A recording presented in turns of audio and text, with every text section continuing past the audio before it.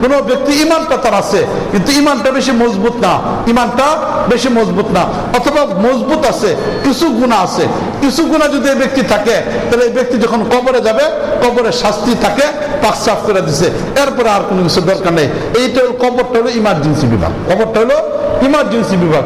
এখানে এসে কিছু শাস্তি টাস্তি দিয়া এরপরে তার কি করে দেওয়া হইতেছে, ব্যবস্থা করে দেওয়া হইতেছে, বাস সে পাক সাফ হয়ে গেছে। যদি এইটুকু না হয় তাহলে এখন হাসরের মাঠে যাবে, ইমার্জেন্সি বিভাগে কাজ হচ্ছে না তাহলে হাসরের মাঠে যাবে। এখন তার ব্যাপারে ফয়সালা জাহান্নামী, ওই জাহান্নামীদের জন্য পোশাক রয়ে গেছে, জাহান্নামীদের জন্য খাবার রয়ে গেছে। কোরআনে কারীমের মধ্যে বিভিন্ন বিবরণ আছে জাহান্নামীদের পোশাক কেমন হবে, জাহান্নামীদের খাবার কেমন হবে, জাহান্নামীদের জীবনযাপন কেমন হবে, সব কিছু এখানে রয়ে গেছে। ওটা হলো হাসপাতাল না, যে এটা হলো জাহান্নামটা হলো হাসপাতাল।